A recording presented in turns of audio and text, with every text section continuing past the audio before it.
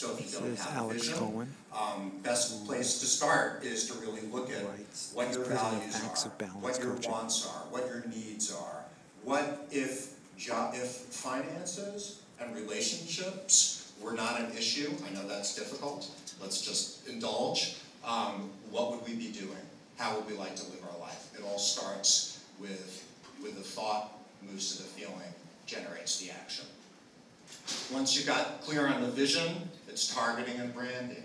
Get really clear about who you want to work with. If you're thinking about starting your own business, who's your ideal client? You really want to get rid of the dogs and really go out strong with who it is that you want to work with, what you want to do. You will attract those kinds of people into your life. It's all about attitude. And I know you've heard a lot about that, attitude, energy. I work a lot with my clients on energy. You know, if you go back to the earliest, the leaders in history and business, attitude often precedes ability. We all know those people. We're like, they're not, you know, that person's not very smart, but for some reason they keep on getting promoted ahead of me. Well, there's something, it's intangible, and often it's their attitude. It's their, you know, often you have two people who are exactly equal. It's the person with a positive attitude that is able to leapfrog over everybody else. How do you maintain positive attitude? It's really about developing confidence and enthusiasm. Surround yourself with anabolic people, people who resonate with strong energy.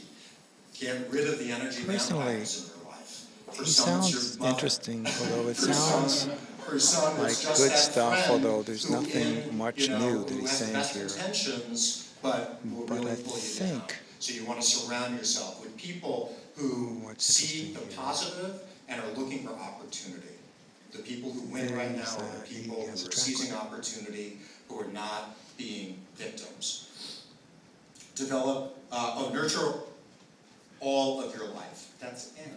So I take a pretty holistic approach with my clients. We're not just our career, we're not just our finances, we're our relationships, we're our spirituality, we're our relationships, where, I said that already, we're everything. I guess you really and it's really important to look at what areas of your life are maybe draining you.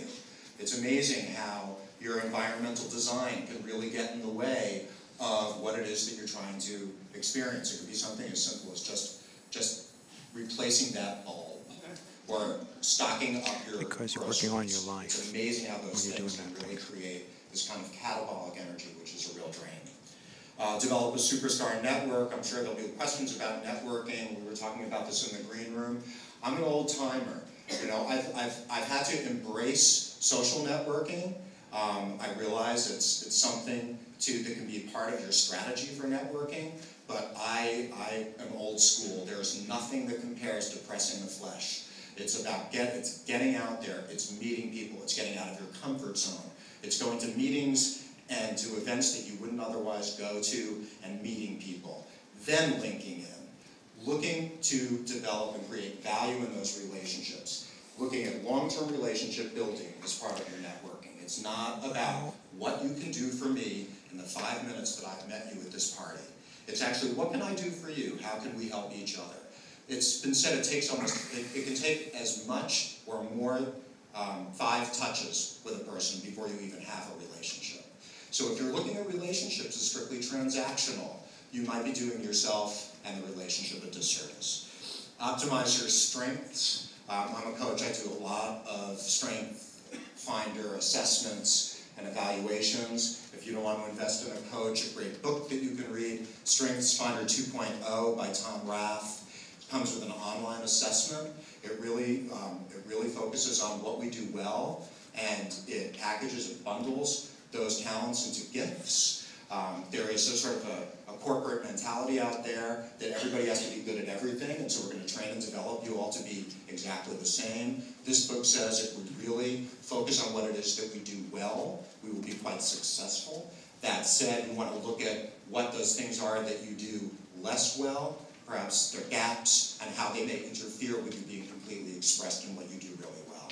So if you're a great presenter, but you're a really, really lousy PowerPoint graphics person, that might be detracting from your overall impression as a presenter, so you want to probably get some help. use smart experiments. So this is really, beginning to systematize some of your search, some of your strategies. If you're sitting behind a computer and you're hitting send 100 times every day, 5 days, that's actually a good experiment. Probably is going to tell you that it's time to pursue another experiment. So people who are successful, they actually put some processes and systems into place, so then they can assess with some objectivity what's working and what isn't. This is metrics. And finally, the action principles. So you guys are all here, and that's fantastic, because there are a lot of people out there who are not here, and they are living in negativity, and they are feeling really like they are at an effect of the recession. You are here, you are taking the actions that most of the world is not taking. And for that, you should be applauded. And continue to step outside of your comfort zone, as Tonia was saying.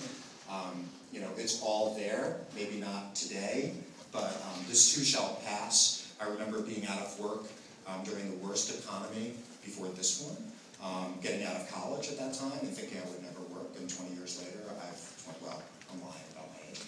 However many years later, I'm running my own business. I consider myself a success because I have balance in my life, and I've gotten rid of some of the toxic influences that corporate America has exposed me to. And just in parting, I'm happy to share resources with you. I send out a monthly newsletter which has all sorts of books and references and articles. Please feel free to go on my website and sign up for that newsletter. Also, I've got a limited number of consultations available, so if you're interested in consultation, please give me a call, and that would be free to me.